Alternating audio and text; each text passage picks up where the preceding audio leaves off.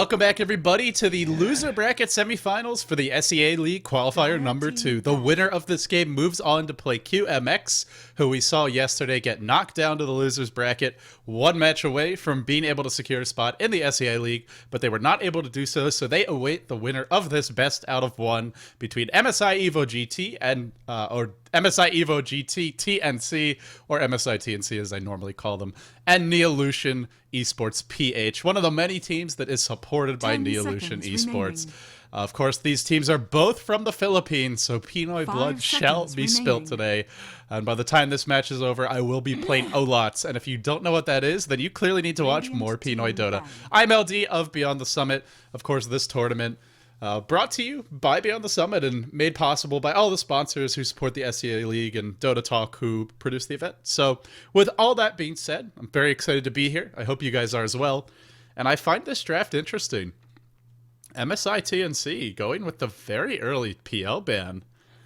He is really annoying to play against, and to quote Winter, I'm never going to complain when a PL gets banned because he's a boring hero, and he really is a boring hero. He's a good hero. I'm not saying he should be changed particularly, maybe a little bit too strong with the huge agility gain he has now, but nobody's really going to be sad to see PL not played. I'm still hoping for Morphling. You know what I'd actually really like to see this game is that solo mid Dragon Knight, go for the early Shadow Blade, even something like a Shadow Fiend, some of the classic Pinoy heroes, but I'm not sure if we'll see them in this particular matchup. Before we talk too much more about the draft, let me quickly give you guys some background on the teams for those who are less familiar with Pinoy Dota, or specifically with these two teams. MSIevoGT-TnC is a partnership of two teams. They used to be two separate organizations. Chemo and Iwi come from MSIevoGT, which was a very successful Dota 1 team, one of the top 3 or 4, I would say, in the Philippines in 2012 in Dota 1. And those two players come from that team. Chemo was the captain for the old MSIevoGT. And they merged recently with TNC Gaming. TNC Gaming took 3 players aboard. Cast, the captain of that team, is now the captain of the overall 5-man squad. Of course, he's joined by Jesse Vash and Ryo, both formerly of TNC Gaming. It's a partnership now, so they have more sponsors. They have an actual boot camp venue. They sleep together. They live together, more or less. And as a result, they have much better practice conditions than most other teams, really anywhere in Southeast Asia. I know a lot of you guys think Asian Dota and you immediately think of the Chinese team houses, but it's actually very different for the teams outside of China. In some ways, they struggle even more for sponsorships and support than a lot of the Western teams, certainly more than the European teams, and I think even more than most American teams, outside of perhaps, say, Evil Geniuses, who obviously have a lot of money and are able to support their players very well because of all their sponsorships. But MSI-TnC is one of the few teams that actually has those practice conditions. On the other side, we have neolution.ph, or pacific.Neo.ph. I guess they're still, I think they haven't updated their logo in-game, but they have updated their tags, as you can see. They are the former Neolution.ph. They're one of the most active Filipino Dota 2 teams. They haven't had great results, and they're missing their carry. It's a player named King. He refuses to play Dota 2. And he was on their team for a while. They got very comfortable playing with him. They don't have him now. Anyway, with all that being said, that's a little background on the teams. And MSIevoGT start with the first pick Keeper. And I love this reaction from Neolution.ph. They immediately grab the Lifestealer. And this is not just about picking Lifestealer. This is specifically designed to deny MSI-TnC the Keeper of the Light Lifestealer tri-lane, which is such a filthy, powerful tri-lane. They then follow up with the Magnus, one of the heroes that can really counter a hero like Lifestealer. He's got that ult that goes through Magic Immunity, of course. He's also got Skewer just to be able to run away from Lifestealer, so that Open Wounds really doesn't affect him too much. Very nice combo. Plus, it turns your Lifestealer into a more viable hard carry because he gets Empower. He gets that bonus damage and Cleave. I think this is a very smart adjustment from Neolution.ph, and instead MSI-TnC say that's fine. You can have your Lifestealer. We're going to take a Gyrocopter Bane. Are we watching some Russian Dota, or is this Pinoy Dota? Now, I say that, and you guys might be saying, yeah, this is so weird. But actually, the Filipino teams are kind of known for playing very similar in some ways to the Russian teams, as strange as it sounds. The scenes don't compete with each other, but they've evolved independently to share a lot of similarities. These teams, in Dota 1, the traditional Pinoy style is to have 2 solos who are basically your carries. 10 seconds Heroes like remaining. Queen of Pain, Dragon Knight, you'll see a lot of Battle Crowing. They focus on farming. They don't come to the 5 fights seconds too much remaining. until later on in the game. And then you have a tri-lane. Usually an offensive tri-lane and sometimes defensive, but Reserve time. it's almost always been the 1-1-3. That's the traditional Dota 1 style over the past year that evolved in the Philippines. And we didn't see as much of it for a little while, but I think it's, 10 it's seconds in general, remaining. tri-lanes have become more prominent, and hey, they go with a little Russian flavor here. 5 They get the seconds. Bane, the Keeper Light, and the Gyro. This is a scary combo because you start with the sleep on the Bane. Then you can unleash the homing missile. While that's happening, while he slept, you can charge up the Illuminate. And if you're the neolution.ph team, what you look to do is remove that sleep so the hero that's being targeted by the homing missile can get back to the tower, get back to safety. But the one issue with Gyrocopter is he generally doesn't match up that well against a healer like Lifestealer. Of course, Lifestealer's magic immune when he's in rage form, and Gyrocopter is almost entirely magical damage until he gets a lot of farm up. So I'm not really sure about the Gyro pick specifically against the Lifestealer, but he does give you some great burst damage in the tri-lane, and the synergy 10 between these seconds three remaining. is very strong in the laning stage. neolution.ph, I think it might be dual lanes for them, though. They pick up the Ancient Apparition here. We may see a Lifestealer AA dual lane mid, and then something really defensive for that safe lane. Maybe we'll see like a Lone Druid Shadow Demon or something. Although, as I say that, I notice Shadow Demon is actually already banned out. But whenever you see a Lifestealer AA, you have to think tri-lane is a possibility. I wouldn't entirely surprise me if they went for something like an Earthshaker as well. And the reason for that is that he combos really well with Ancient Apparition, and he also allows you to disengage. So even if let's say your Lifestealer gets slept or your Ancient Apparition gets slept and the homing missile is coming, you can always fissure and get back to safety and basically disrupt their combo. It's a little bit of a cheeky or cheesy combo. For right now, for TNC, here's the concern. They have the Bane ult, which of course goes through Lifestealer's rage, so it's still a decent late game counter to him. You can also sleep Mag when he jumps in if you're really quick on the trigger finger and thus disrupt his RP, but they don't really have much team fight. They don't have much AoE lockdown, and neolution.ph has quite a bit of team fight between the RP, the Skewer, and of course the Ice Blast. Radiant team ban. I assume TNC is going to go for something that gives them a little bit more punch in those larger clashes.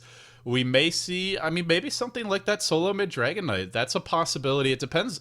It really depends on what they expect with the lanes. Obviously, DK does not match up well against the dual lane. I wonder if it might be a Mag solo mid. It could be that defensive tri-lane for Neo.ph. I'm curious to see how it goes.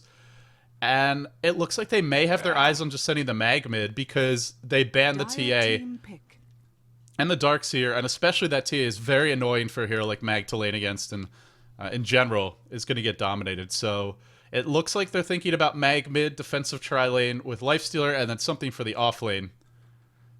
Mag's not really a dual lane hero. Generally, he'll either go mid or her off lane. So what does TNC go for here? There's a Windrunner in the pool.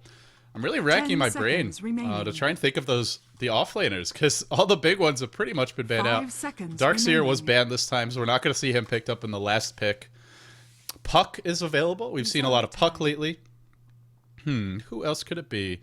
Enigma, we saw MSIevoGT-TnC go to that. Oh, they go for the Lone Druid. So Neo.ph is not going to get the Lone Druid Lifestealer Mag combo, which has been a very popular triumvirate in European Dota.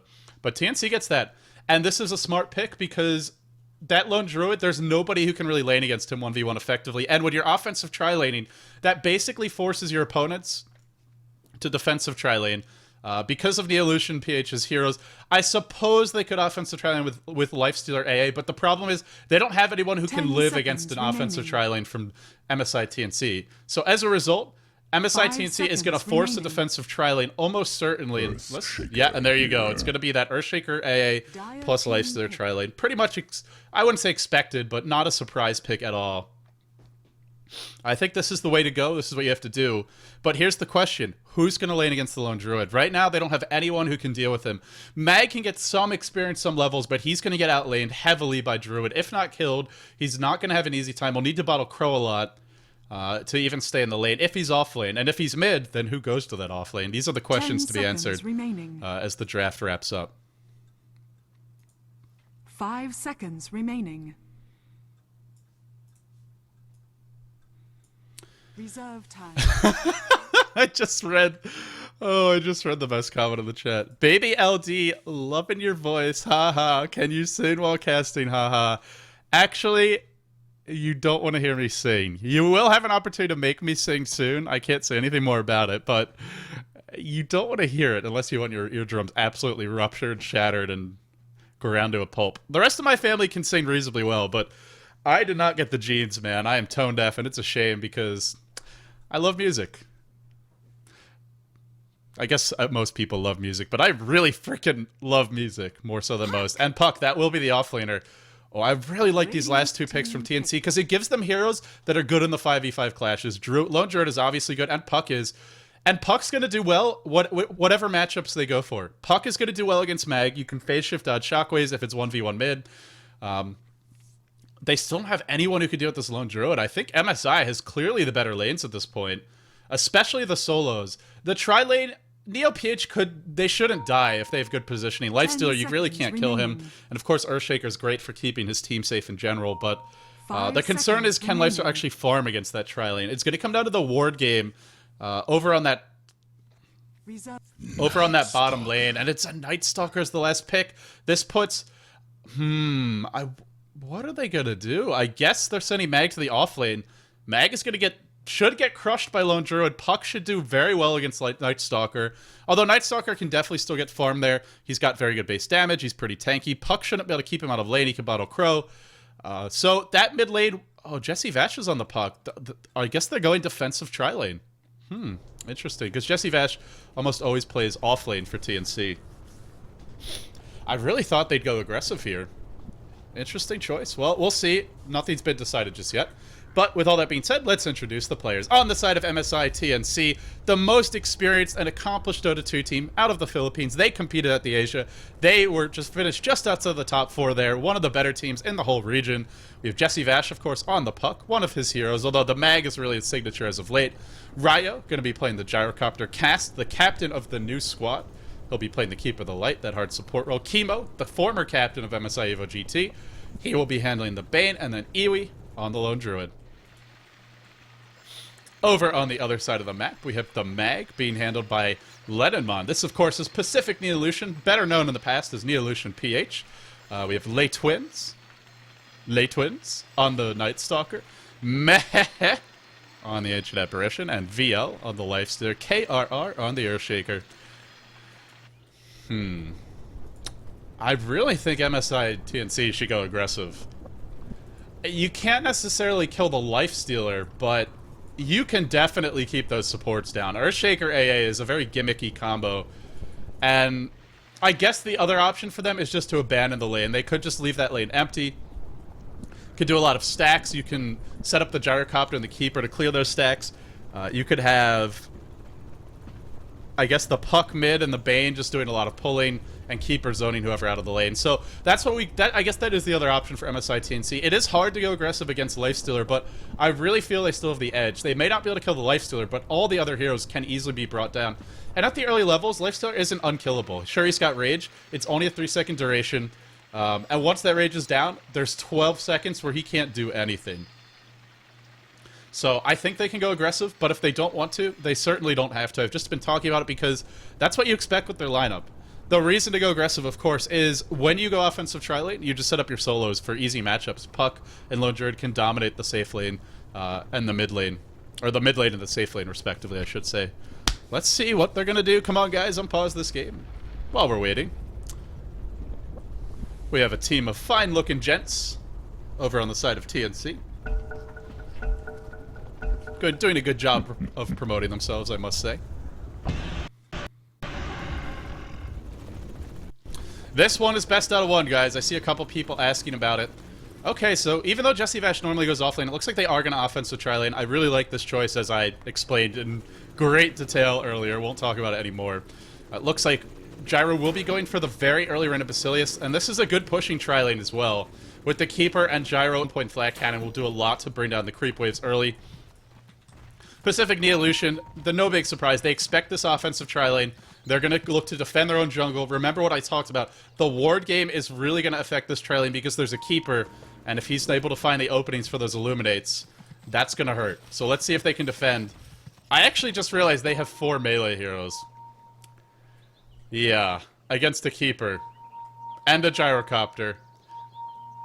and a puck. 3 heroes that want you to clump up. 4 heroes that tend to clump up. I already think the lanes go the way of MSI anyway. This could be trouble, guys. I gotta say, Pacific.Neo is gonna have their work cut out for them because of the way this draft developed. They went for the early lifesteal. They wanted to deny it to MSI. They did succeed in that. 30 seconds. But what will the cost be? We'll find out soon. The courier, just waddling down, wants to support this little band. I already introduced the players, so I guess I'll just take like a 2-second look at the brackets for anybody who's wondering. We are currently in the losers bracket, round number 2 of this match. This is a best out of 1. Or losers bracket round number 3. We have one more match after this. Whoever wins that match, it's QMX versus the winner of this one. That one's a best out of 3. That team moves into the main event, where of course teams such as Orange, Zenith, Mineski, First Departure, and who was the other one? And Dreams, of course. Who could forget about Jules? His team did qualify in qualifier number 1. So we'll see a lot of those fan favorite teams and a lot of the best teams in Southeast Asia competing in the main event. No Winter's team though, sadly. I hope he ends up announcing that team soon. I think we'll all be very excited to see him playing again. But with all that being said, they are offensive tri-laning. As far as wards go, they have no vision. This lane ward has become very common. You could really see that trickle-down effect. It started in the G League with the Chinese teams, and now everybody's using it. They actually send the Lone Druid mid, so they want that Lone Druid to shut down the Night Stalker early. Obviously, he can shut down Mag. I don't think there's really a big difference between these two. The one thing is the Lone Druid's farm is, I mean, for me is a bit more important. He doesn't benefit as much from the runes, although I suppose he's a little bit better at controlling them just because the bear can go and deny them without the hero having to leave the lane. I'd rather see the puck mid, but it's a pretty similar situation. They still have the 2 better solo matchups. The ward game begins. There aren't any wards here. The camp is currently blocked off. Lifestealer getting some okay farm to start. And MSI really... Your offensive tri-laning, you don't necessarily have to kill the Lifestealer, but you have to keep him down and you can't let them pull. That's the key to winning this lane, is you just have to make sure that he's not getting a lot of farm, because you're going to fall behind in levels otherwise. And Ancient Apparition trying to win. Oh, he doesn't get the ward. He don't want to get slept, because if he gets slept... Oh, Ward Wars, here we go! Ward Wars! Chemo wins! No! Oh, the Fissure almost allowed him to deny. So they're both trying to deny the enemy sentry. In the end, it is going to be TNC who succeed in that. He's still got... Ancient Apparition still has another sentry. He could drop it and then immediately look to go. You can see Cast coming in. There's the sleep to start. They're going to illuminate, drive him back. Not actually going to hit. Oh, sorry, it did. Just on the edge. And then it comes to the Brain Snap. This might be our first blood. Bane has very high physical damage at the early levels. He needs one more auto attack. Chemo gets the first blood. And Earthshaker too late to do anything about it. While this is happening, Lifestealer actually leaves the lane. Gyro is out farming him, even though there's been no pressure inside of the lane itself directly. And as mentioned, that tri-lane of MSI so incredibly strong. The sleep to set up the Illuminate just does an absolute boatload of damage. The other 2 solo lanes, we have Iwi on the Lone Druid, just dominating the... Actually, sorry, no, not dominating the Night Stalker. Thought he would be. Night Stalker went for the early Stout Shield. Does have very good base damage. Here comes the homie missile. Nice sleep on the Lifestealer.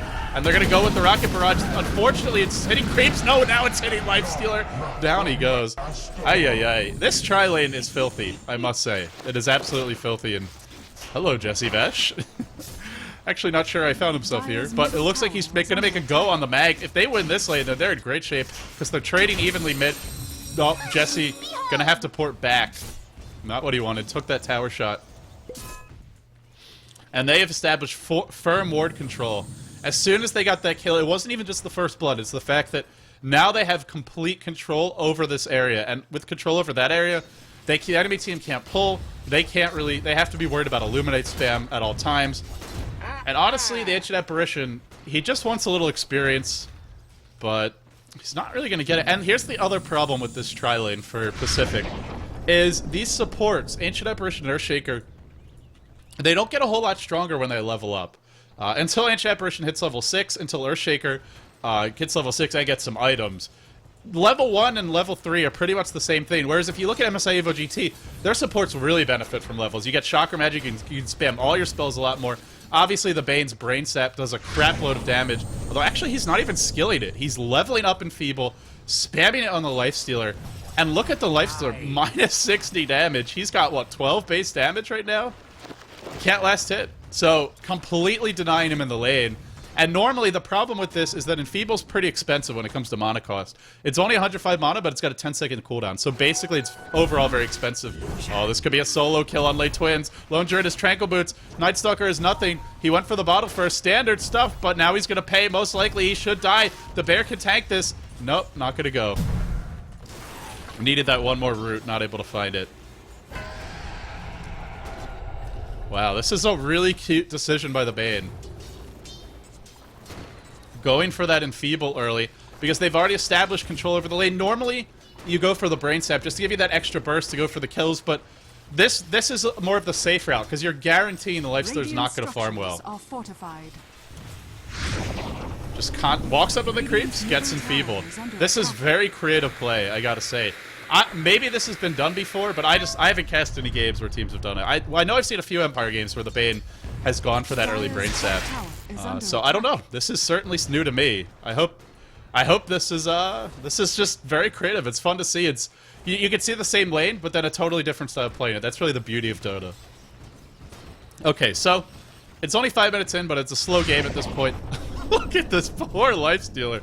Honestly, he probably should just go into the jungle right now and just let the Earthshaker and A soak up experience there. Lifestealer's not a fast jungler, but it's better than this. This is really nothing. They're just pulling that initial creep spawn. It's still been warded. I don't think this ward has ever been... I don't think the camp was ever actually dewarded, but they get the initial creep spawn off. Because remember, TNC didn't actually try to challenge the enemy jungle until after the creeps had spawned.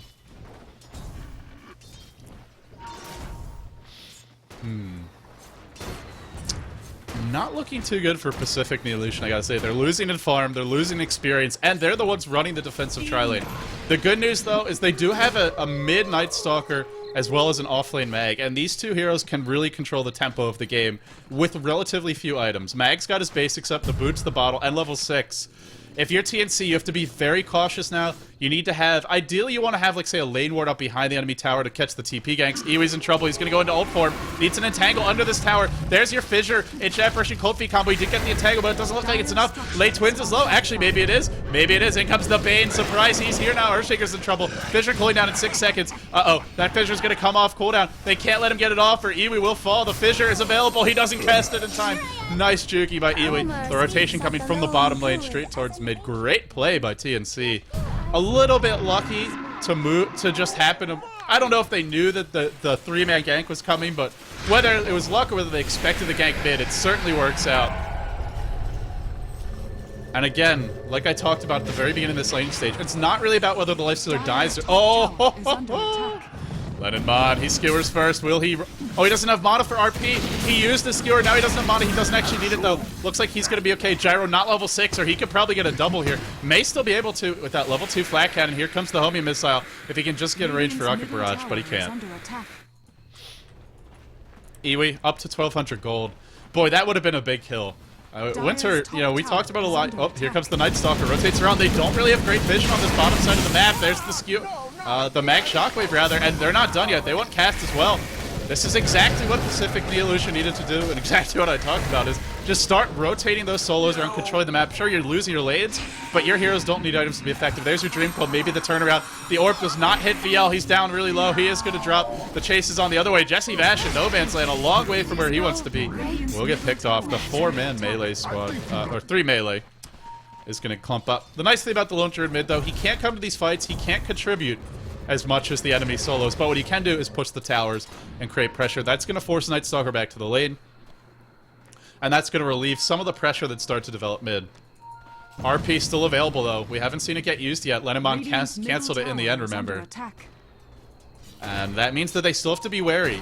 Whether that RP is up or not really makes a difference. If it's down, MSIevoGT knows they can be much more aggressive. I would really like to see a ward behind the tower to spot the TP ganks, but these wards will certainly spot any rotations across the lanes from the jungle. So not bad, but for me, not really ideal in this case. Oh, he's going on to Iwi. Just avoid him. Iwi says, okay, hello, Entangle. I still think MSI is in a pretty good position, but giving up those kills definitely hurts them. They're ahead in gold, they're ahead in experience. But Pacific.Neo, even their carry is relatively... he doesn't need a lot of items. Lifestealer, sure, he scales well with items, but he doesn't need a bunch. They're cheap. Things like phase, drums, armlet. I say that, and look at what he's got. Boy, he's even poorer than I realized. His CS still sitting at 10. He's absolutely low when it comes to that farm. But the good news is now that it's nighttime, you can see MSIevoGT-TnC is forced to play defensively. Night Stalker's off the map. He's farming the neutrals, not defending mid, which means they have to be worried about him coming to gank bottom. He could be smoked. He could have TP'd behind the tower. So that creates some space for the Lifestealer. Simply the fact there's a Night Stalker on the board. Can't really go in for the kill on Iwi, but just constantly trying to force him to spam those Tranquil Boots. The sleep combo on the Lifestealer, but he will be able to rage and get away. A little surprising this tower hasn't taken any damage yet. That's a fissure on 2. Now the open wounds. Here comes the RP. Here comes the rockets. But I don't think it's going to matter. That mag gank, they did not see it coming in time. They knew RP was off cooldown, and they still go. And this is the power of the Lifestealer. It's not even the hero itself. It's the fact that people underestimate how hard he is to kill. And then it bites you in the ass. And it did right there. Great movement from Lenonmon. You have to know that's coming. If you're TNC, you just have to expect that mag TP. Maybe you try and bait it, and then when you see him walk back to another lane and you back off after the initial TP, then you go. Or you bait the RP, you make a waste, then you go. But going when it's available, big mistake, and they pay. Now suddenly, it started off 4-0 for MSIevoGT-TnC. It's now 7-5, going the other way for Pacific.Neo.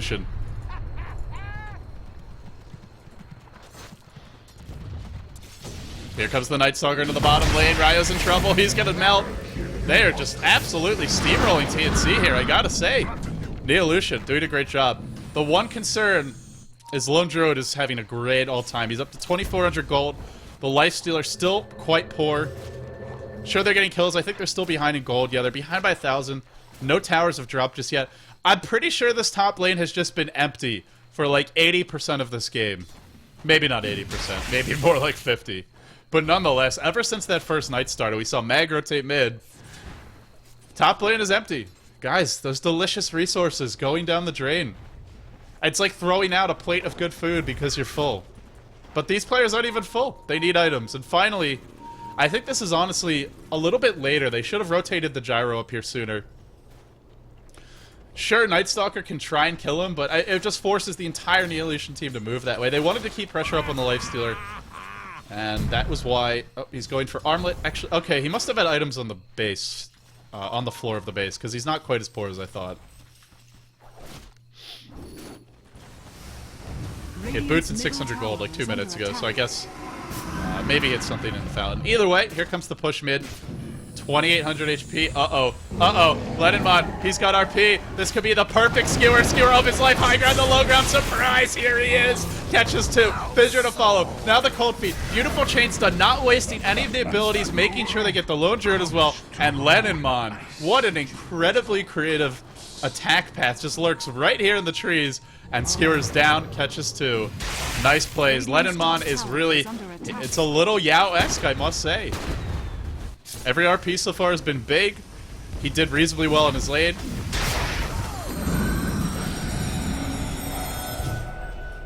And the one hero that's been very silent is Jesse Vash. We just haven't seen this puck have the same impact as the other solos, the Night Stalker and especially the Mag.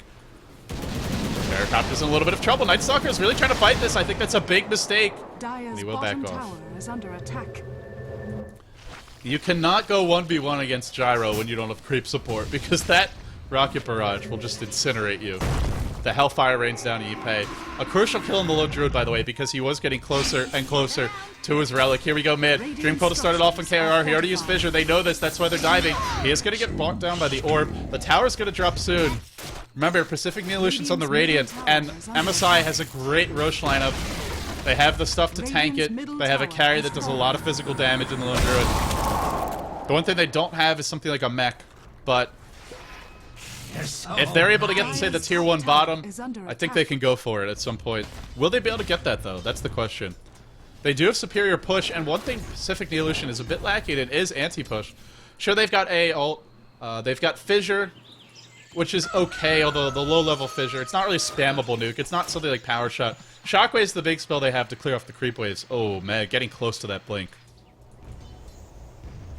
A lot closer than Puck. And remember, Jesse Vash was mid. If anyone should have their blink first. Or no, sorry, he was safe lane. What am I talking about? I'm remembering the game the way I thought they were going to lane it. Not the way they actually did. Oh, yeah.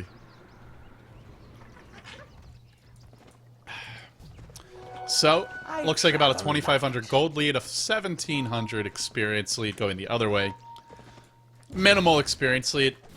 But just look at that. Honestly, that first day looked disastrous for Pacific.Neo Lution. They were losing the tri-lane heavily. They had no vision. They couldn't pull. Lifestealer wasn't farming. The solo lanes were break-even mid, and I think the puck was winning top by some margin. But that first night, you just see if you move well with the mag and the Night Stalker, and you find a few openings, the game just breaks wide open, and it gets so much easier to find the next kill. Here comes a big smoke. It is daytime. They don't have darkness right now. Smoking behind the carry is pushing bottom, or ahead of him, actually. A quick pause and an even quicker unpause, and here we go. They're gonna get this tier 1. Where's the trade? TNC isn't going to find one. They could look to push top, but they're not going to kill the creeps that quickly. This should be just a free tower for Pacific. Neolution. Oh, Cass, don't do it, Cass! There's a trap! Oh, no! That's a very unfortunate keeper of the light movement. Good news, Lone Druid's getting close to his relic. And Lone Druid can deal with a hero like Lifestealer late game, but generally, the attack speed build is a much better choice against a Lifestealer, because Radiance Burn does absolutely nothing for you. It does help you farm faster, but in terms of direct killing power, you need that attack speed for perma entangle, as well as just more raw single-target physical damage. So I'm a little... Also, it's not just the Lifestealer. There are a lot of heroes that if you can entangle them, they're going to die, and they're all melee heroes, which makes it... You get more opportunities for those entangles. Night Stalker ports in top, has the ult, is going to start giving chase. Can just silence one and then looks to walk away. Maybe not, because the blink is up. I mentioned it was coming soon earlier, and it is indeed up now. There's your skewer, but the rocket barrage and the gyro ult doing good damage. Lenimon should fall here, and that was a big overextension. Now the Bane ultimate. Oh boy. Gyro on a tear. And that's going to be 2 kills, and they really should go for this tower. I have no idea why they're thinking about backing off. All right, here they come back in. They're going to go for the tier 2. Boy, that's a big loss. RP was used, the Knight was used, and I mentioned the Knight. It normally doesn't seem like a big ultimate, but at the early game, it actually is a very important ult because it's got a huge cooldown. It also delays that next Knight. So it's going to be quite a while before it's nighttime again. It's only 10 a.m. It's got to get all the way over to 6 p.m.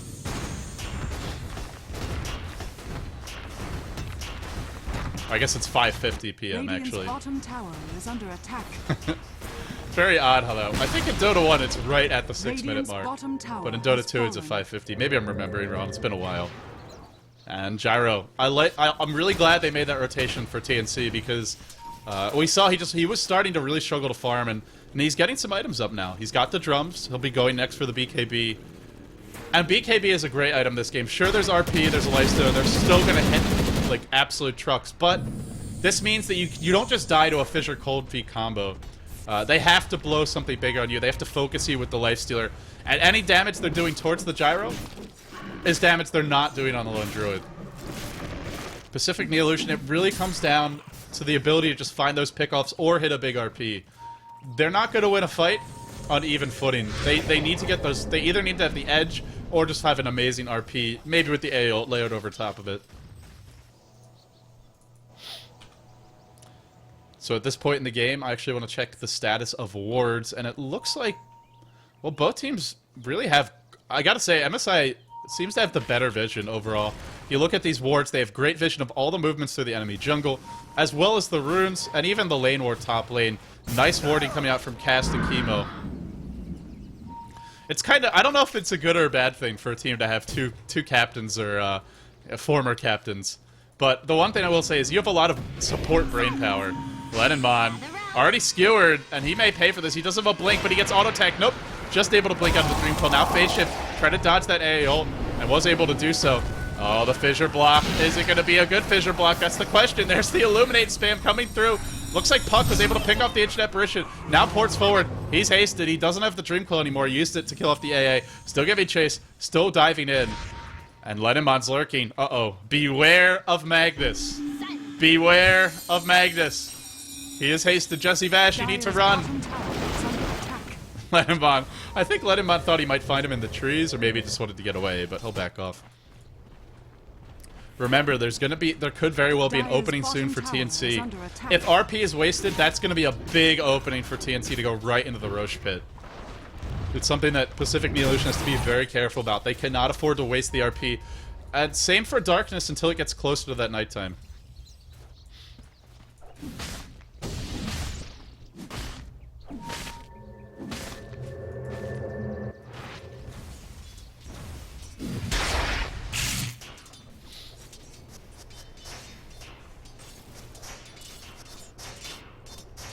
So at this point in the game, it looks like MSIevoGT-TnC continues to pull ahead when it comes to gold, and when we count the towers, it's a 1, 2, 3, 3 tower advantage, only 1 tower down, so a good chunk of it coming from towers, but they also have the better farming carries. The Gyro and the Lone Druid, generally, they're just going to out-farm a hero like Lifestealer. That is neolution's big weakness.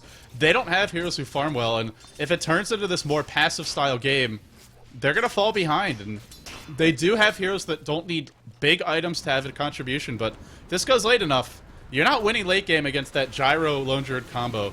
And they need to find some kills. Let him on. He's going to skewer in. Catches up the Gyro. Maybe forced to RP just for this. He will do so. Doesn't really think twice about it. They get the Gyro kill. Meanwhile, in the bottom lane, the pressure is mounting. Here comes the Lone Druid. And the split push, so they're going for the cower trade.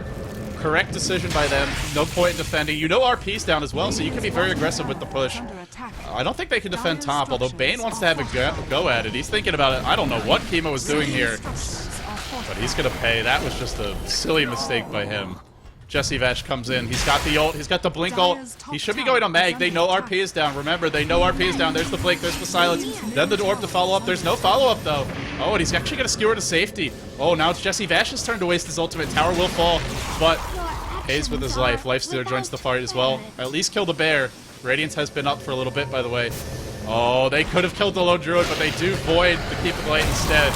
Didn't have the vision of him. That could have been a Lone Druid kill. Even though RP is down, they do get 3 kills in the end between top and bottom. Oh, actually, was that 4?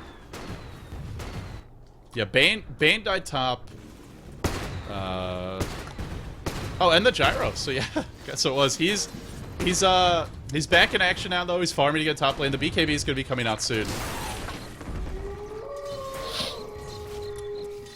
And this Lifestealer being shut down early, you really see how the hero scales off. He's just... You pick Lifestealer because his laning stage is so ridiculously strong, and his power curve starts really early. It's not a hero you want to lose the lanes with and then try and play catch-up. That's just... There are better options for that. We saw PL as a great choice. Of course, he was not available this game, but... it's surprising, really, to see a Lifestealer lose the laning stage, but hey, it's a Keep of the Light tri-lane. It's a good tri-lane. It's in the bag. MSI, they're biding their time. You know the Roche attempt is coming. It's been lurking there for a while now. RP is back up, but with proper vision. Oh, he's even got an Oblivion Staff. 6, 1, and 7 on the mag. I would love to see that Mask of Madness Battle Fury. It's time to go carry mag status, although we're not going to see it. Here's the open wounds cast. Where's the help for him? He's just left to his own devices. Down will go. Now they need to back immediately, and they will do so. That was pretty sloppy, I gotta say. It really should have been the puck going on that ward, if anything. I don't know why it was the Keeper of the Light, because obviously it's going to be much easier to kill him off. Now Gyro might die. He doesn't BKB, though. Hello, sir. He says he turns around, he unloads with the rockets, but blows his 10-second BKB charge, and there's just no follow-up. That's down. The RP is up. It's time to push if you're Pacific.Neolution. Plus, of course, the Keeper's dead. And they should be 5-manning mid right now. And it looks like they will. Even infesting just to bring the creeps down quicker.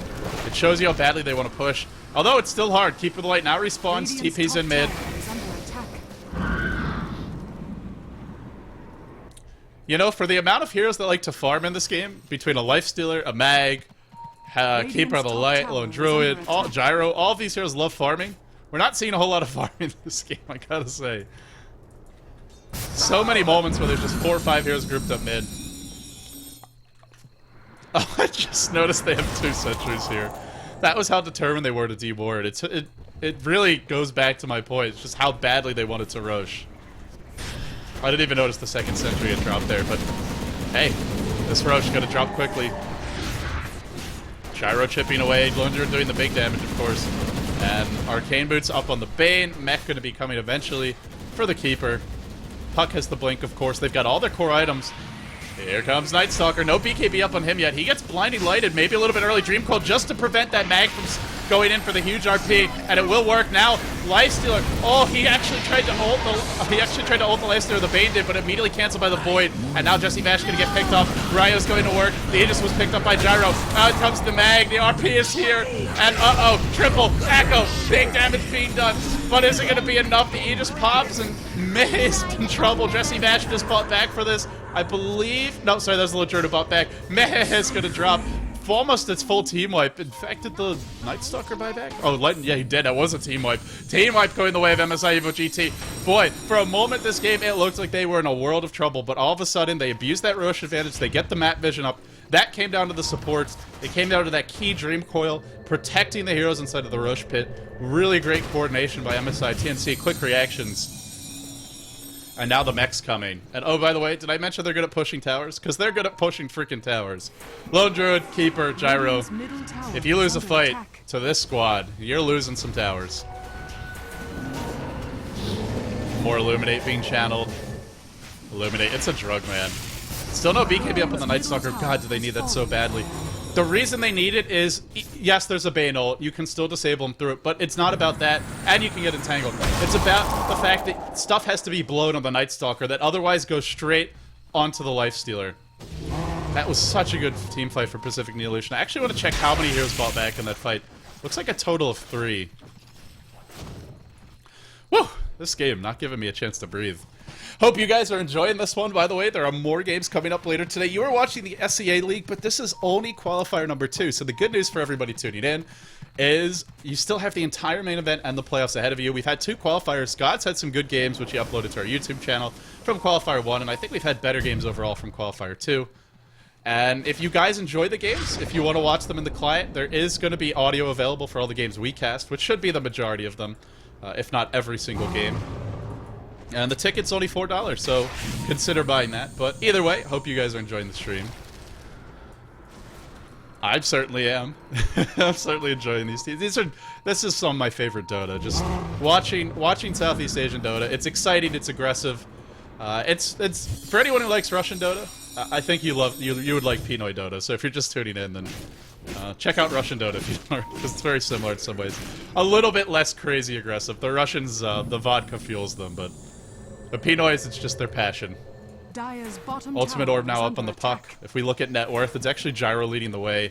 He got quite a few kills in that last fight. I think he was the one who got the triple. And now he's leading the way in terms of net worth. Has the Yasha up.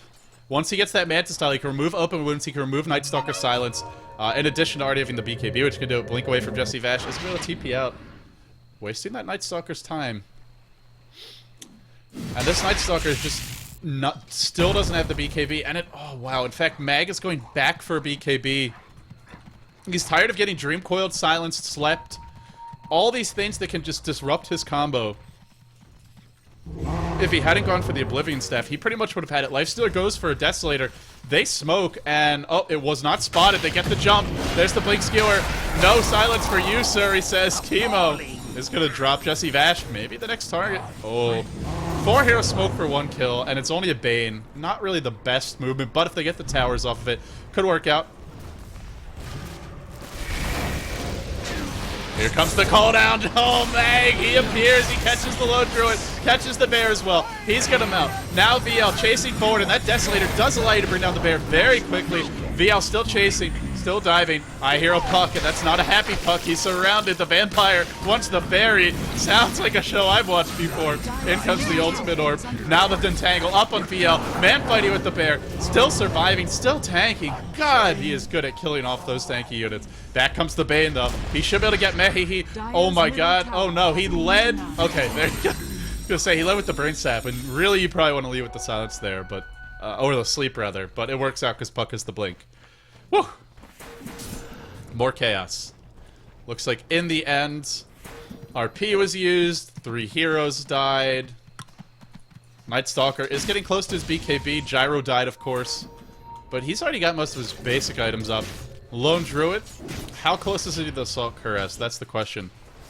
Putting so much pressure on the lanes, and it goes back to something I talked about earlier, which is it's really hard to push out. Even if you have, say, Ancient Apparition who can push one lane out, Mag's decent at it, Lifestealer's not a good pusher, Night Stalker's not a good pusher, Earthshaker's not really a good pusher. Fissure's okay in the early engagements for just denying a push, but it's not an amazing counter push ability. They have trouble dealing with the split push of the Radiants. So because MSI has been able to win a few fights, they've turned this into a split push game, into a long-term tactics kind of game. It's stalling from them, and it's working. They forced the game into their style, and now they're abusing it and taking full advantage. Blink Dagger up on Earthshaker. Ooh, this could be big. Everything can turn on a big RP, though. They have enough AoE that if they hit a big RP, they follow it up with an Echo Slam, a Fissure, an AA Ultimate. MSI will melt. And actually, I'm looking at their heroes. They don't have... Lone Druid doesn't build BKB, so only Gyro is really immune to that big combo. And only if he gets the BKB oftentimes. Keeper's got a mech, but there's no pipe. They really do need a pipe.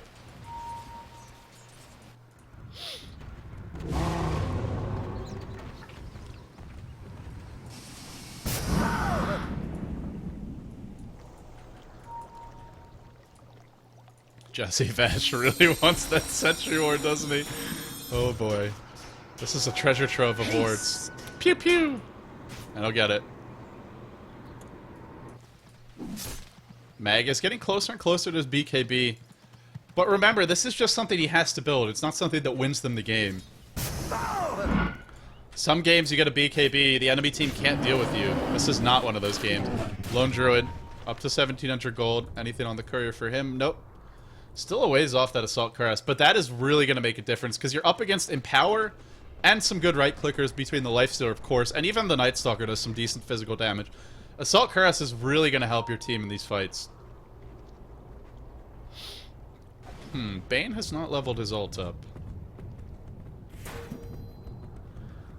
Actually, I guess it makes sense, because it's going to get cancelled, so why bother? Oh, actually, I thought the duration scaled. Whoops. No, duration does not scale, so yeah, no reason to level that up, really. The more you know. I wish I had an encyclopedia in my head when it comes to Dota. Actually, two, I think. Puck, looking for that Scythe of Ice. I think Jesse Vash is spending a little too much time roaming the map. He probably could be at least have the Mystic Staff up. He's not really accomplishing too much with his roaming, and that's not what their team needs either. Their team doesn't need to force fights. They just need to keep on farming the Lone Druid, keep on farming the Gyro, and eventually the Gyro is going to have the, the Manta +1, whatever that +1 is, an MKB, a Butterfly, that next big item, and he's just going to melt the entire enemy team, and of course with the help of the Lone Druid, it's going to be even easier to do it. So I'm a little surprised at how often we see Jesse Vash just checking creep camps, wandering around, looking for runes. It's not like he's the gem. Just try to make sure they don't have vision up, but it's delaying his Hex by quite a bit.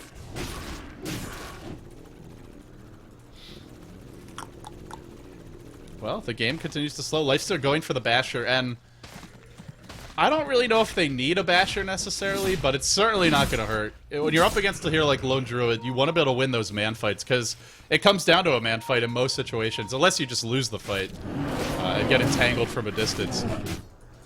That allows you to fight versus the bear one-on-one. If you can ever catch the Gyro, it allows you to burst him down, and that's something you need. At the same time, though, they do have RP, and he's really their only physical damage, so I'm not sure. But Abyssal Blade gives you some decent DPS. So I suppose it's not a terrible choice. He doesn't have great attack speed, though. Just the Armlet Treads. Didn't go for the drums.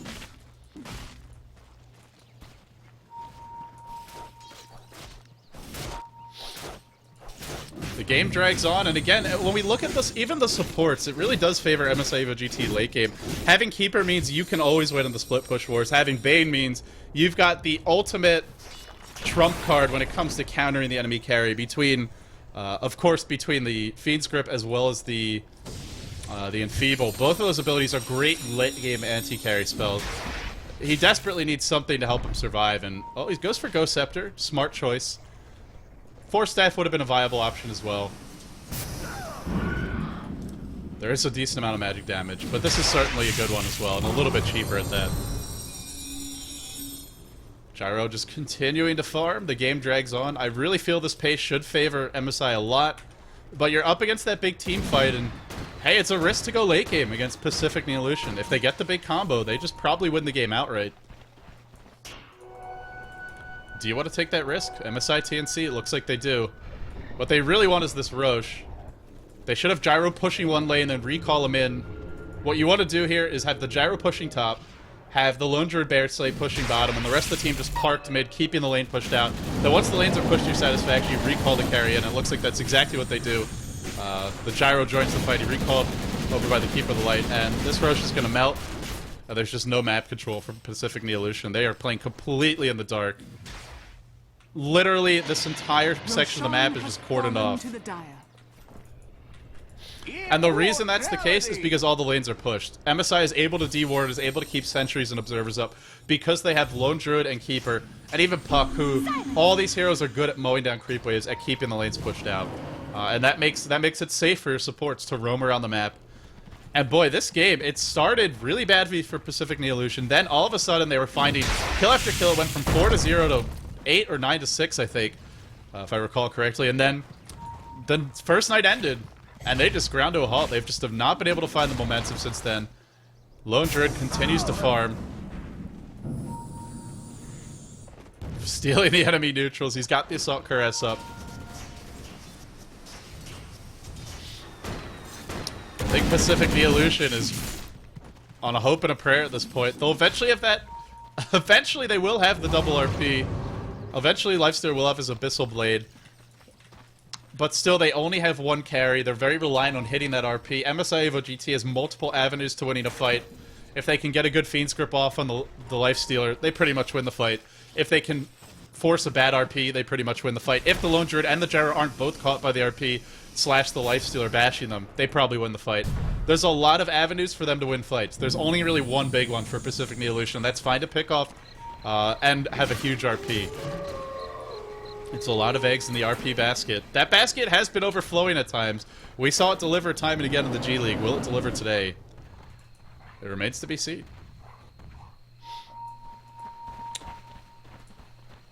At some point, you think they would go. Gyro, of course, he's got the Aegis. Lone Druid, not really a great Aegis carrier. This is a very smart choice to give it to the Gyrocopter. Benefits more from it. That being said, he does a BKB, and he's very reliant on that BKB to have an impact in fights. But still, Flat Cannon, you may be able to get it off twice in a fight. And if you're able to, that can definitely just massacre the enemy team.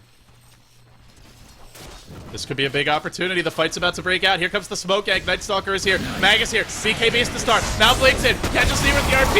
And a lot of damage. Echo Slam to follow. They rely on the Alamo combo, and they're getting it. And Ryo's on the run. Ryo's in trouble. Aegis will expire. Disaster ensues. And it really was Lenonmon who delivered there. That was a big, confident 3-hero RP. Now the Gyro tries to man-fight, but you can't man-fight a Lifestealer unless you have 2 more items, and he doesn't have those items.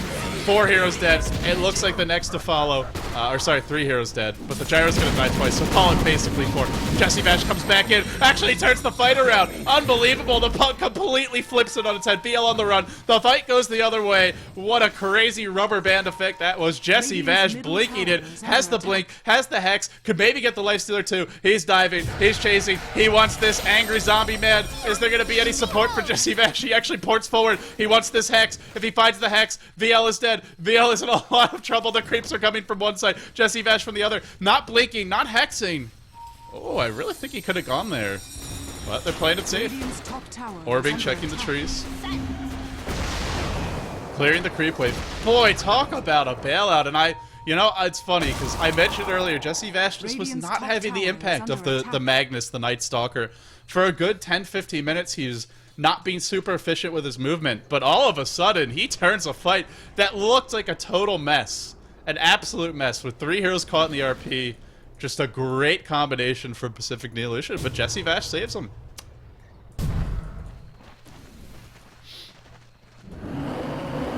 With that being said, Aegis was popped, so it's not... They lose the Aegis. Without that Aegis, they're not going to be able to push. They didn't actually get the tier 2. You can't really call it a great fight for Pacific.Neolution, but it certainly wasn't a horrible one. And Lifestealer didn't die. I really think he should have, but he didn't die, so now he's got his Abyssal Blade if he wants to buy it. And that means they have a way to lock down and try to disable a hero like the Gyrocopter through his BKB. So even with that BKB, they'll have a secondary answer for it in addition to that RP. It could make the difference. We'll see.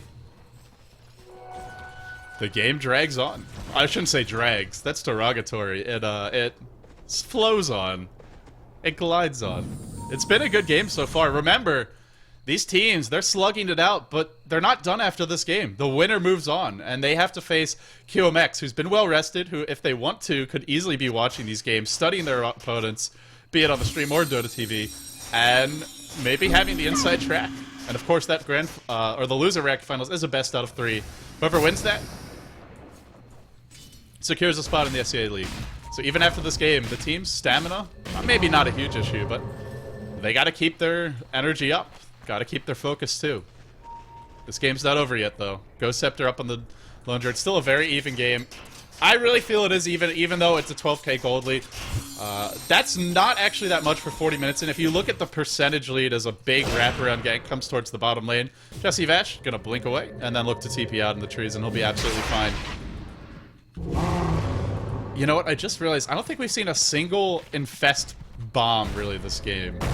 At least not anything too like crazy with it. There was the one fight where the mag jumps in over here, but they haven't really been using it that much. You could even be inside the Night Stalker, who's gone for a Sange. Looks like a Heaven's Halberd will be his choice. That disarm is really helpful against the Lone Druid Bear. And against the Gyro, if you can get it off when he's not BKB. Speaking of that Gyro, he's about to have a butterfly. So both of the carries living in that fight. Good thing he had the Aegis, because without that he'd be a lot farther off this butterfly. And they would not have been able to turn the fight around. If the Lone Druid had the Aegis, he would have just pretty much immediately died even after he respawned. The Gyro offers you a lot more, so this is why, you know, we often talk about why Lone Druid's not really a great Aegis carrier, but Gyrocopter is a pretty good one. I wouldn't say he's the best, but he's pretty damn good.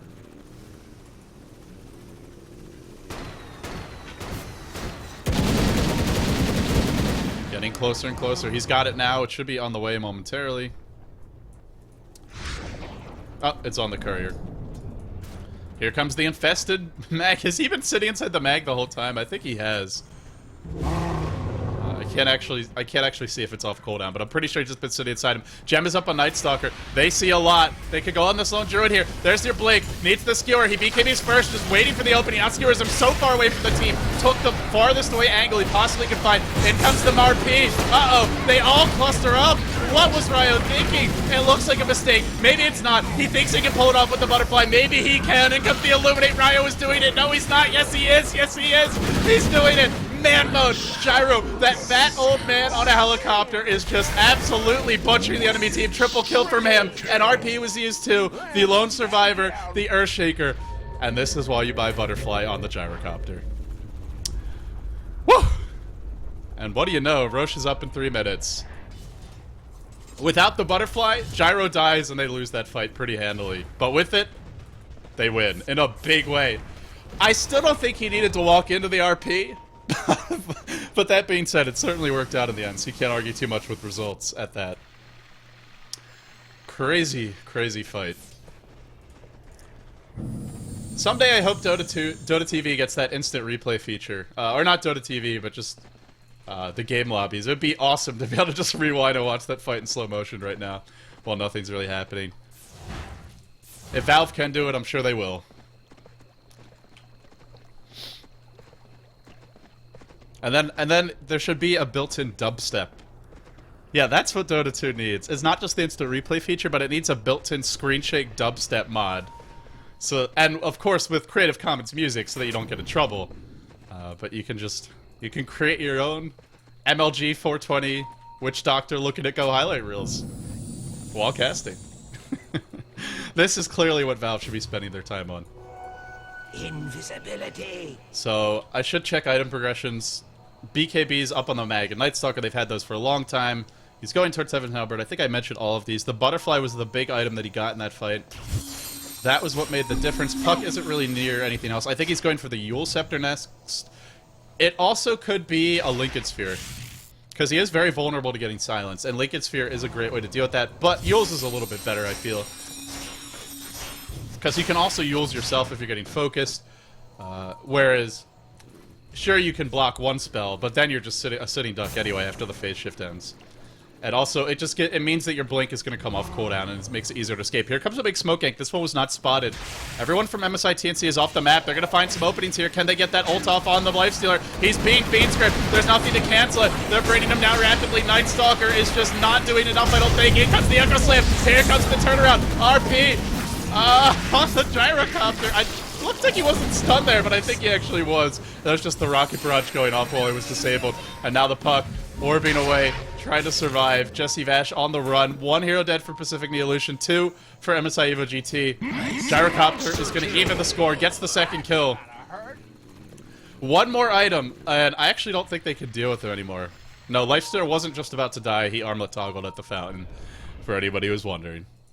Our Lifestealer is okay. We can all relax now. And it's going to be the Yule Scepter up on the puck. Oh, you can also remove the Night Stalker silence with that. That's something else I forgot to mention, so it's a really nice ability to have.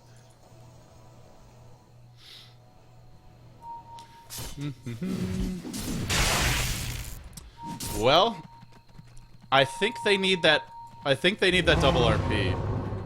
It just doesn't seem like they can win a fight anymore. And this is what I talked about earlier, is this is why you want to have multiple carries against a mag. Because otherwise, if they only had 1 carry, and the mags... Well, except maybe a PL, because a PL can just mono burn the mag, so he never actually gets to use his ult anyway with that land spam and the illusions. But generally you want double carry so that he can't RP both, and even if he does, they have a hard time focusing both during the RP. They go on to Kima though, he gets caught, Skewer will miss, now shockwaving, but Kima's still alive, and Bane is deceptively tanky, but he gets abyssaled and brought down. Smart use of the Abyssal Blade there. Jesse Vash in the middle of the river, in the middle of no man's land. He may drop, he's not going to get the Dream Cloth or the Hex or the Yule Scepter, but Ryo says, that's okay, I'll clean up here. In aisle 3, on he goes, and Roche will be the target next. They are going to go right for it. Boy, Iwi's died a lot since he got that AC. What is he sitting at right now? 2 and 5, but he's doing his job, and Ryo's getting all the glory. Now the Helm of the Dominator. Satanic will be most likely next. I'm very disappointed. There is a distinct lack of Divine Rapiers in this game.